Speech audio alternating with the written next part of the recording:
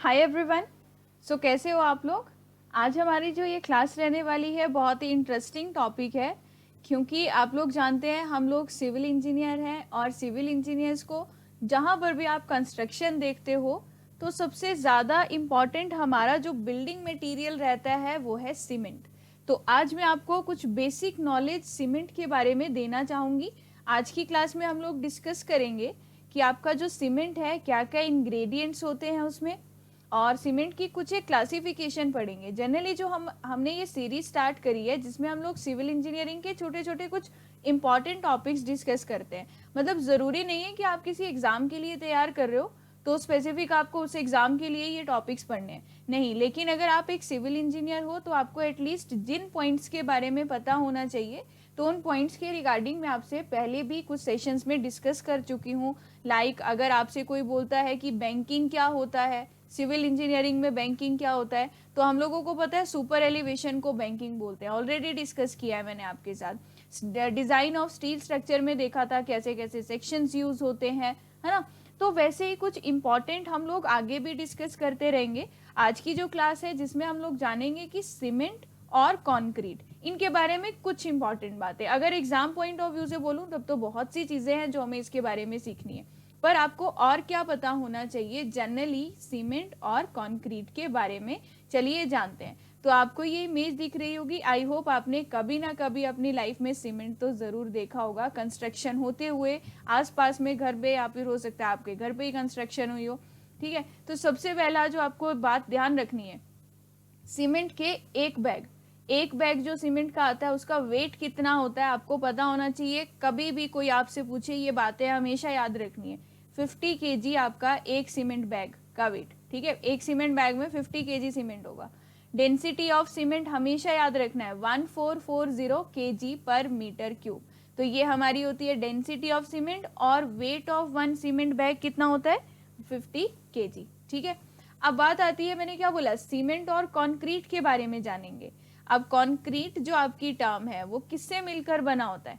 Concrete आपका किस किस का कंपोजिशन होता है, जब आप सीमेंट प्लस इसमें कुछ सैंड डालते हो प्लस इसमें कुछ एग्रीगेट्स डालते हो और कुछ अमाउंट ऑफ वाटर हम लोग इसमें ऐड करते हैं। और वाटर कितना डालना है ये सारी कैलकुलेशन हम लोग सीखते हैं अपनी बीटेक में, ठीक है। या फिर आप डिजाइन करने जाओगे, कहीं कंस्ट्रक्शन देखोगे तो आप देखोगे कि कैसे हम लोग वाटर का अमाउंट यहाँ पर कैलकुलेट करते हैं। देखो, कंक्रीट अगर लिख रही हूँ तो मतलब सीमेंट भी है, सैंड को हम लोग फाइन एग्रीगेट भी कहते हैं, और जो एग्रीगेट्स लिखे हैं इसे कोर्स एग्रीगेट भी कहते हैं। देखो जो ये आपको दो इमेजेस दिख रही है, ये आपका सैंड है, ठीक है। ये भी जरूर कभी ना कभी आपने अपनी लाइफ में जरूर देखी होंगी। और एग्रीगेट्स, सीमेंट, सैंड और एग्रीगेट। जो आपको एग्रीगेट है उससे मिल जाएगी अच्छे वाली स्ट्रेंथ, एग्रीगेट से मिल जाएगी स्ट्रेंथ। जब आप इन तीनों को मिक्स करोगे तो एक मटेरियल ऐसा होना चाहिए जो तीनों को बाइंड करके रखे, जोड़ कर रखे। तो आपका जो सीमेंट होता है वो बाइंडर का काम करता है। जो सीमेंट होता है हमारा, कंक्रीट जब आप बना रहे हो, सीमेंट डाल रहे हो, सैंड डाल रहे हो, पानी डाल रहे हो, तो सीमेंट आपका किसका काम करता है, बाइंडर का, इनको जोड़े रखने का। स्ट्रेंथ मिलती है हम लोगों को इससे भी। और जो वॉइड है, आपको पता है एग्रीगेट प्लेस करोगे तो इसके भी स्पेसिंग आएगी, ये वॉइड जो है ये स्पेस कौन फिल कर देता है, आपका सैंड फिल कर देता है। इन तीनों को मिक्स करके बनता है कंक्रीट। और जो सीमेंट होता है वो अकेला एक कंस्ट्रक्शन मटेरियल भी है हमारा, इसके बारे में बात करते हैं। और सीमेंट के वन बैग का वेट कितना होता है 50 केजी होता है। अब अलग अलग ग्रेड्स होती है सीमेंट की भी, ऑर्डिनरी पोर्टलैंड सीमेंट या फिर और भी पीपीसी, ओपीसी, ज्यादातर ओपीसी यूज होता है जो यहाँ पर लिखा भी हुआ है ऑर्डिनरी पोर्टलैंड सीमेंट। तो स्पेसिफिक मैंने उसमें कितने तक की परसेंटेज तक आपके पास क्या क्या कंपोनेंट्स होते हैं, क्या क्या कंपोजिशन होती है सीमेंट में, तो वो डिस्कस कर रहे हैं। तो लाइम जनरली सबसे ज्यादा होता है 60 to 67%। अब ये एक ऐसी चीज है जो आपको या पता होना चाहिए। कोई आपसे पूछेगा कि सीमेंट में सबसे ज्यादा आपका क्या पाया जाता है, तो लाइम 60 to 67%, ठीक है। Silica 17 to 25%, alumina 3 to 8%, iron oxide है ये आपका कलर ऐड करने के लिए 0.5 to 6%। तो इसी तरीके से सल्फर, कैल्शियम सल्फेट और कुछ एल्कलीज। तो ये परसेंटेज है कि कितना कितना अमाउंट लाइम का पाया जाता है, कितना सिलिका का पाया जाता है। तो जो सबसे ज्यादा है आप उसका थोड़ा सा आइडिया यहाँ पर रख सकते हो। अब बात आती है ग्रेड्स ऑफ ओपीसी। तो ग्रेड जैसे आपके सामने यहाँ पर लिखा है, मैंने बोला ordinary Portland cement. Ordinary Portland cement को आप लिख रहे हो OPC से। इसके आगे जो न्यूमेरिकल वैल्यू लिखी होगी ना, लाइक 33 लिखा है, 43 लिखा है, 53 लिखा है, ये क्या रिप्रेजेंट कर रहा है? कंप्रेसिव स्ट्रेंथ 28 दिन के बाद। अब समझ में नहीं आता हम लोगों को कि कंप्रेसिव स्ट्रेंथ 28 दिन क्या है। देखो हम लोग क्या करते हैं, हम लोग सबसे पहले तो एक सैंपल प्रिपेयर करेंगे, और जो सैंपल प्रिपेयर कर रहे हो वो आपका किस में होगा? एक मोल्ड होगा जो कि आपका क्यूब, जो आपके सैंपल प्रिपेयर होगा वो एक क्यूब शेप का होगा। किस शेप का होगा? क्यूब शेप का। आपने क्या करना है, जो आपके पास एक मोल्ड है उसमें आपने सीमेंट प्लस आपने कुछ फाइन एग्रीगेट और वाटर, अभी मैं अमाउंट निकालना नहीं सिखा रही हूँ, जनरल बता रही हूँ, ठीक है। आपने सीमेंट, कुछ फाइन एग्रीगेट और आपने इसमें कुछ वाटर ऐड कर दिया, और आपने क्या किया, अलग अलग लेयर्स में इस मोल्ड में इस सीमेंट को भरा, और अच्छे से वाइब्रेशन वगैरह दे के हम लोग क्या करते हैं, कॉम्पैक्ट कर देते हैं। अब देखो आपको क्या बताए कि 33, अगर मैं ग्रेड लिख रही हूँ OPC 33, तो 33 रिप्रेजेंट कर रहा है करेक्टरिस्टिक कंप्रेसिव स्ट्रेंथ। मतलब इस सीमेंट की जो स्ट्रेंथ है दैट इज 33 न्यूटन पर mm², जब आप 28 दिन के बाद देखते हो।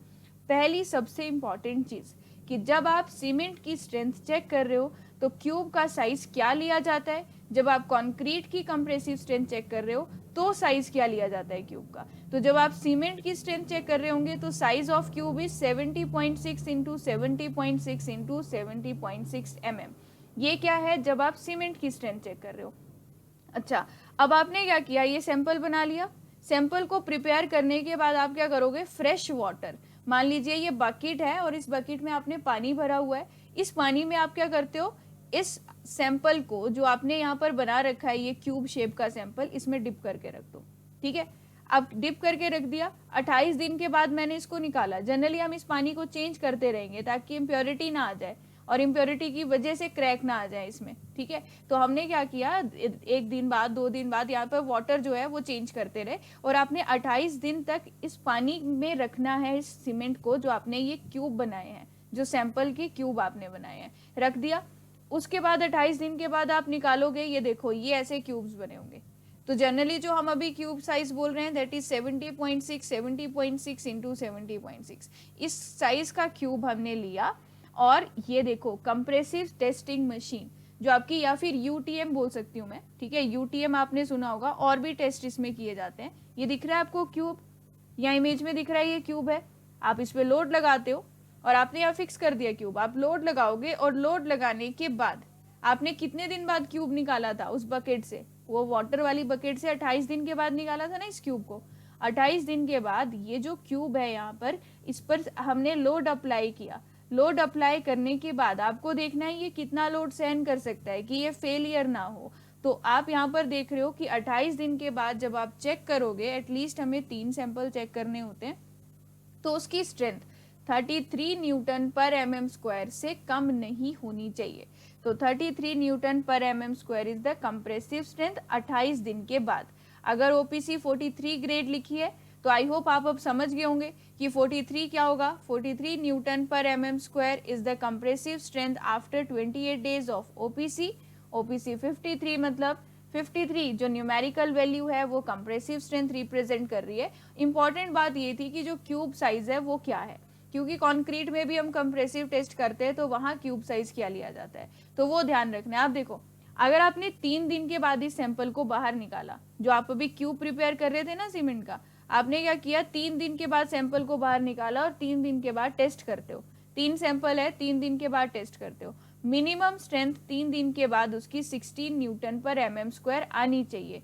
7 डेज के बाद 22 न्यूटन पर mm² और 28 डेज पर 33। तो मतलब कि जब हम ग्रेड डिफाइन कर रहे हैं कि OPC 33 न्यूमेरिकल वैल्यू डिफाइन कर रही है कि 28 दिन के बाद उसकी स्ट्रेंथ कितनी है, मैक्सिमम स्ट्रेंथ गेन कर लेता है ये आपका 28 दिन में।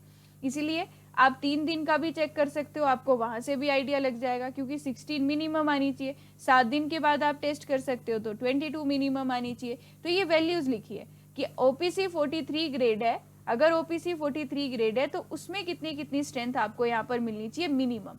ठीक है, मिनिमम स्ट्रेंथ कितनी कितनी मिलनी चाहिए, देखो वो स्लाइड में बिल्कुल साफ साफ आपको दिख रहा होगा। 16, अगर OPC 43 है तो 23 न्यूटन पर mm², अगर OPC 53 है तो 27 न्यूटन पर mm²।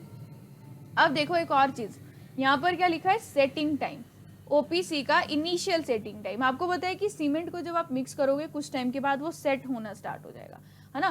पहले वो पक्के से पक्का सा नहीं होगा, मतलब सेट नहीं होगा, और कुछ टाइम के बाद जो है ये हार्ड होने लग जाएगा। तो इनिशियल सेटिंग टाइम ओपीसी का होता है 30 मिनट और फाइनल सेटिंग टाइम होता है 600 मिनट। अब बात आती है ये टाइम कहाँ से निकाला, तो ये बात भी आपको पता होनी चाहिए। अगर आपको सेटिंग टाइम निकालना है कि इनिशियल सेटिंग टाइम और फाइनल सेटिंग टाइम कहाँ से फाइंड आउट करते हैं, तो सीमेंट का ये आप निकालते हो वाइकट एपरेटस का यूज करके। ये आपका एक क्वेश्चन बन जाता है, एग्जाम पॉइंट ऑफ व्यू से भी इंपॉर्टेंट है, इंटरव्यू के लिए भी इंपॉर्टेंट है। तो वाइकट एपरेटस का यूज करते हो, आपको दिख रहा है ये मोल्ड, यहाँ पर आप सीमेंट को फिल करते हो जो आपने सैंपल बनाया होगा, ठीक है। आपने यहाँ पर सैंपल बनाया होगा सीमेंट में वाटर को ऐड करके। तो हम लोग इनिशियल जो आपके पास दो टाइम होते हैं, एक इनिशियल सेटिंग टाइम, एक फाइनल सेटिंग टाइम। तो इनिशियल सेटिंग टाइम हम लोग किस टाइम को बोलते हैं, जब आपने सैंपल प्रिपेयर करते टाइम वाटर मिक्स किया था सीमेंट में, आपने वाटर मिक्स किया था सीमेंट में, है ना। इनिशियली आपने जब वाटर मिक्स किया सीमेंट में, उसके बाद आप क्या करते हो, यहाँ पर एक नीडल है, यहाँ पर सीमेंट पूरा फिल है, और आप यहाँ से ड्रॉप कर देते हो इस नीडल को, और आप देखोगे कि बॉटम से 5 से 7 mm, बॉटम से 5 से 7 mm का गैप जो आपको मिल रहा है, कितने टाइम में नीडल उतना तक यहाँ पर सीमेंट में अंदर चली जा रही है, क्योंकि एकदम से हार्ड नहीं होगा सीमेंट। तो इनिशियल सेटिंग टाइम आप यहाँ से निकाल लोगे, है ना। फिर आपने सीमेंट को जब मिक्स किया पानी में, तो इनिशियल सेटिंग टाइम किसको बोला, कि जब आपने सेट करने, यहाँ पर सैंपल को फिल करने के बाद नीडल को ड्रॉप किया और नीचे से 5 से 7 mm का डिस्टेंस रहा, तो इनिशियल सेटिंग टाइम आ गया। फाइनल सेटिंग टाइम मतलब आप इस नीडल को चेंज करते हो, उसकी शेप थोड़ी सी अलग होती है, एनुलर सी शेप होती है, ठीक है, इसकी शेप अलग होगी। आपने क्या किया, कुछ टाइम के बाद आप उस रिंग को, मतलब जो आपकी नीडल आपने चेंज करी है, यहाँ पर आपके पास सेम सीमेंट वही है, आपने T1 टाइम नोट डाउन कर लिया जब आपने पानी मिक्स किया है सीमेंट में। जब आपने वाटर मिक्स किया है सीमेंट में, तो आपने इनिशियल टाइम नोट डाउन कर लिया। बाद में आप क्या करोगे, फिर कुछ टाइम के बाद जब इसमें सिर्फ इंप्रेशन बजेगा, मतलब मैं बोलूंगी कि नीडल अंदर नहीं जा रही है, अब नीडल सीमेंट में पेनिट्रेट नहीं कर रही है, सिर्फ जरा सा इंप्रेशन छोड़कर जा रही है, तो जो टाइम मिक्स करने का था, जब आप पानी ऐड किया था और जब थोड़ा सा इंप्रेशन मिल रहा था, तो उस टाइम को हम बोलते हैं फाइनल सेटिंग टाइम। आपको ध्यान क्या रखना है कि वाइकट एपरेटस का यूज किया जाता है इनिशियल सेटिंग टाइम और फाइनल सेटिंग टाइम निकालने के लिए। एक आता है आपका रैपिड हार्डनिंग सीमेंट। देखो नाम से ही हमें एकदम से लग रहा है कि हाँ फटाफट हार्डनिंग होती होगी, तो हार्डनिंग से ये नहीं सोचने लग जाना है कि हाँ कि अगर रैपिड हार्डनिंग है तो इसका मतलब ये होगा कि सेट जल्दी हो जाएगा। मैंने आपको बोला कि ये 30 मिनट में सेट हो रहा है और फाइनल 60 मिनट में सेट हो रहा है। हार्डनिंग का मतलब होता है स्ट्रेंथ गेन करना। अगर रैपिड हार्डनिंग सीमेंट है तो इसका मतलब एक ऐसा सीमेंट जो जल्दी स्ट्रेंथ गेन करेगा। It is used where the fast construction is required, जहां पर जल्दी मुझे स्ट्रेंथ की जरूरत होगी, ठीक है।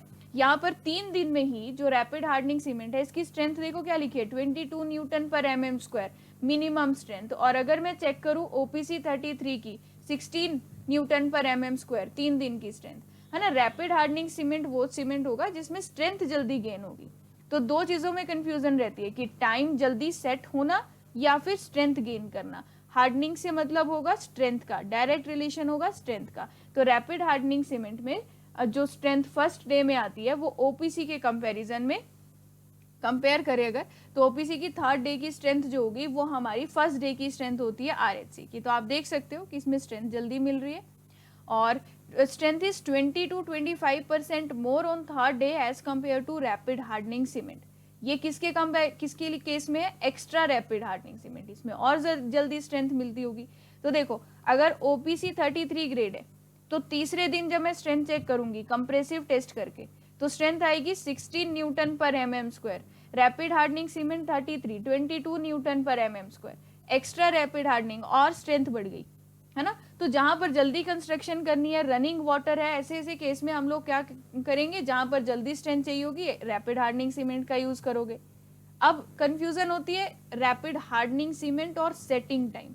सेटिंग टाइम का मतलब है कि सीमेंट का सेट होने का टाइम, कितनी जल्दी वो हार्ड हो रहा है और किन किन जगह पर आपको जल्दी उसको हार्ड करना है ना। अब हो सकता है कंस्ट्रक्शन करनी हो अंडर वाटर, तो आप चाहोगे कि आपने जो भी वहां पर काम किया है वो जल्दी से पक्का हो जाए, हार्ड हो जाए वो सीमेंट, तो वहां पर यूज करते हो क्विक सेटिंग सीमेंट। मतलब जो जल्दी सेट हो जाए। सेट होना और हार्ड होने का मतलब अलग है। हार्ड मतलब स्ट्रेंथ गेन करना, और initial setting time quick setting cement में 5 मिनट का होता है और फाइनल सेटिंग टाइम 30 मिनट होता है, मतलब आधा घंटा। 5 मिनट सोच सकते हो आप कितना जल्दी है। अगर आपको सेटिंग टाइम को इंक्रीज करना है, बहुत ही इंपॉर्टेंट बात, अगर सेटिंग टाइम को इंक्रीज करना है, क्योंकि आपको पता है कि सीमेंट जो है एक प्लेस से दूसरे प्लेस पर, आपने देखा होगा बड़ी बड़ी जो आपके रोलर्स जा रहे होते हैं, तो आप ये नहीं चाहोगे कि अगर कहीं ट्रैफिक है, रास्ते में रोलर फंस गया तो सीमेंट उसी में आपका क्या हो जाए, सेट हो जाए। हमें सेटिंग टाइम इंक्रीज करना पड़ेगा, है ना, कि 5 मिनट में सेट ना हो, 30 मिनट में सेट ना हो, उसकी जगह 40 मिनट में सेट हो जाए। तो इंक्रीज करने के लिए हम जिप्सम ऐड करते हैं, वेरी इंपॉर्टेंट, हम लोग जिप्सम ऐड करते हैं सेटिंग टाइम को इंक्रीज करने के लिए। अब मैंने लिखा है calcium chloride is used as accelerator. Accelerator मतलब जो सेटिंग टाइम को, जो सेटिंग टाइम है उसको क्या कर देगा, उसके टाइम को कम कर देगा, है ना। मतलब कि अगर 30 मिनट में सेट हो रहा होगा तो उसकी जगह 20 मिनट होगा। तो एक्सेलरेटर मतलब कि सेटिंग टाइम कम हो रहा है। इंक्रीज सेटिंग टाइम के लिए हम जिप्सम यहाँ पर ऐड कर रहे हैं, ये बातें आपको पता होनी चाहिए। सल्फेट रेजिस्टिंग सीमेंट क्या होता है, ये एक ऐसा सीमेंट होगा जहां पर आपको लगता है कि सल्फर की वजह से कुछ ऐसे कंपाउंड्स फॉर्म हो सकते हैं जिसकी वजह से क्रैक फॉर्म हो जाए, तो हम वहां पर सल्फेट रेजिस्टिंग सीमेंट यूज करते हैं। लाइक आपका सी हो गया, सीवरेज लाइन होगी, फाउंडेशन इन सॉइल है, तो सल्फेट रेजिस्टिंग सीमेंट ज्यादा प्रेफर किया जाता है। कॉन्क्रीट किस किस का मिक्सचर है, अभी बताया था। कॉन्क्रीट मिक्सचर है cement plus fine sand plus aggregates. तो हमारे पास प्लस इसमें हमने वाटर ऐड किया होगा, हो सकता है कुछ एड मिक्सचर भी ऐड किए हो। तो कॉन्क्रीट, ये देखो, ये आपने देखा ही होगा कंस्ट्रक्शन में, इस तरीके से ये कॉन्क्रीट है ना। अब कॉन्क्रीट का ये इस ब्लॉक बना हुआ है। अगर मैं ग्रेड ऑफ कॉन्क्रीट की बात करूं तो देखो इस तरीके से ग्रेड्स डिफाइन करिए। एम का मतलब होता है mix, M stand for mix, आप सभी को पता होना चाहिए, चाहे एग्जाम के लिए तैयारी कर रहे हो चाहे नहीं। एम मतलब होता है मिक्स, जो इसके साथ न्यूमेरिकल वैल्यू है 5 न्यूटन पर mm square is the compressive strength of this concrete after 28 days. 28 दिन के बाद की स्ट्रेंथ इसके साथ लिखी हुई है। अब आप देख रहे हो यहाँ पर रेशो लिखी हुई है, M5 का मतलब है 1:5:10। 1:1 मतलब सीमेंट, सेकेंड जो टर्म है वो है सैंड, तीसरी जो टर्म है वो है एग्रीगेट। तो इनकी रेशो लिखी है कि 1 सीमेंट के लिए है, सैंड के लिए 5 और एग्रीगेट 10। इनका अमाउंट, अगर आप 10 kg सीमेंट ले रहे हो तो 10 × 5 50 kg उसमें सैंड डालोगे और 100 kg एग्रीगेट्स होंगे, ये बना M5।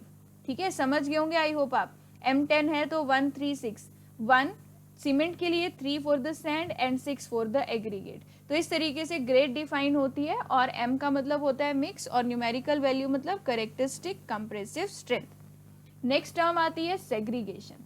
सेग्रीगेशन क्या होता है, अब देखो, आप क्या कर रहे थे, सीमेंट सैंड और एग्रीगेट को मिक्स कर रहे थे, आपने डाल दिया उसमें ज्यादा पानी, या फिर आपने ज्यादा अच्छे से मिक्स नहीं किया। देखो जरा, यह पिक्चर इमेज से क्लियर हो रहा है।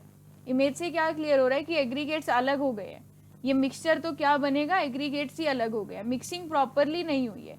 तो सेग्रीगेशन का मतलब है separation of aggregates from the concrete, concrete से एग्रीगेट्स का अलग होना, उसको बोलते हैं सेग्रीगेशन।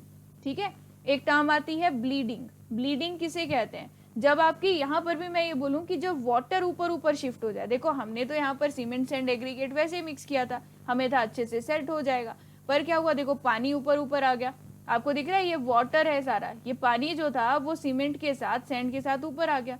तो when water shift toward in upward direction with the fine particles of the cement and sand, तो इस टर्म को हमने कैसे डिफाइन किया, इसे हम कहते हैं ब्लीडिंग इन कॉन्क्रीट। तो सेग्रीगेशन क्या होता है, ब्लीडिंग क्या होता है, दोनों टर्म्स पता होनी चाहिए। क्योरिंग ऑफ कॉन्क्रीट, अब आपने घर बनते देखे होंगे, ये कॉलम देखो इस तरीके से क्या लगा देते, गनी बैग्स, है ना, गनी बैग्स, इनको गीला करके आप लोग इस कॉलम के बाहर आपने देखा होगा ऐसे लगाया होगा, देखो इस कॉलम में भी लगाया है, यहाँ भी लगाया है, ताकि टेम्परेचर और मॉइस्चर कंडीशन मेंटेन रहे।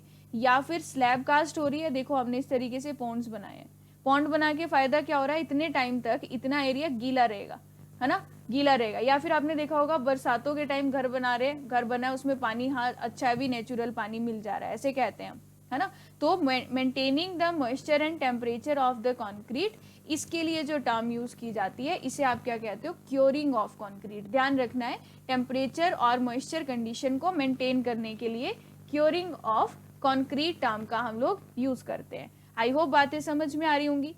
देखो एक टर्म आती है वर्केबिलिटी, कि वर्केबिलिटी क्या होता है। वर्केबिलिटी का मतलब है कितना इजीली या कितना डिफिकल्टी से हम लोग कंक्रीट को प्लेस कर पा रहे हैं, एक जगह से दूसरी जगह पर ट्रांसपोर्ट कर पा रहे हैं, ठीक है, ट्रांसपोर्ट कर पा रहे हैं एक जगह से दूसरी जगह पर, कि उसमें किसी भी तरीके की कोई प्रॉब्लम ना आए, लाइक सेग्रीगेशन ना हो या फिर पानी अलग ना हो जाए, कोई भी होमोजेनिटी उससे लूज ना हो। तो उस टर्म को डिफाइन किया हमने वर्केबिलिटी से। और last important point of this concrete is concrete की जो वर्केबिलिटी है उसको चेक करने के लिए जो टेस्ट किया जाता है that is your slump cone test, जो कि आपको पता होना चाहिए। आपको यहाँ पर दिख रहा है एक कौन सा है, 3 लेयर्स में आप लोग क्या करोगे, यहाँ पर कंक्रीट को फिल करोगे अच्छे से। यहाँ पर हम उसकी क्या करेंगे, कंपैक्शन।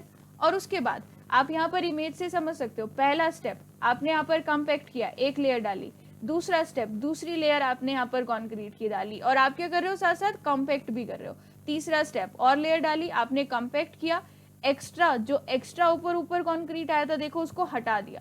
अगर ये ऐसे आ रहा है, इसके ऊपर थोड़ा सा कंक्रीट आ रहा है, मैंने इसको निकाल दिया, अब ये प्लेन है, बिल्कुल प्लेन है बिल्कुल। अब आप क्या करोगे, इसको यहाँ से उठाओगे। बिल्कुल कैसे उठाना है, देखो जैसे यहाँ पर आपको इमेज में दिख रहा है, यहाँ इसने पैर रखे और ये हाथ से बिल्कुल इसको ऊपर को उठा देगा। इसको ऊपर को उठाएगा तो आप देखोगे कि आपने जो यहाँ सैंपल प्रिपेयर किया, हो सकता है इसकी शेप चेंज हो जाए, ज्यादा शेप वो चेंज हो रही है या फिर वो वैसा ही रहे जैसा पहले था, है ना। तो कितनी वैल्यू चेंज हो रही है, देखो कैसे डिफाइन किया, ये स्लम्प कोन को यहीं रख दिया और जो हमने यहाँ पर ये मटेरियल ये जो बनाया था देखो ये यहाँ है, तो ये एक्चुअल में हमने यहाँ तक सैंपल फिल किया था इसमें कंक्रीट का। पर अब जब आपने इससे कोन को बाहर निकाला तो आप देख रहे हो कि सैंपल जो है वो थोड़ा सा ज्यादा वाटर कंटेंट होने की वजह से इतनी तक की कुछ डिफरेंस आ गया इसमें। तो ये जो वैल्यू होती है इसे कहते हैं स्लम्प वैल्यू। ये जो वैल्यू होती है इसे कहते हैं स्लम्प वैल्यू। तो अलग अलग तरह के स्लम्प कोन आपको टेस्ट में मतलब रिजल्ट मिल सकते हैं। इस तरीके का मिले तो उसको ट्रू स्लम्प कहते हैं। अगर जीरो स्लम्प मतलब कि जैसा आपने बनाया था, जैसा सीमेंट आपने मतलब आपने सैंपल वहां प्रिपेयर किया था, जब आप स्लम्प कोन को उठा भी दो वो वैसा ही है। इसका मतलब कि वाटर बहुत कम है, एकदम हार्ड है वो। कोलैप्स्ड स्लम्प इस तरीके का हुआ जो बिल्कुल भी हम यूज नहीं करेंगे इस तरीके का सैंपल, ये है शियर स्लम्प।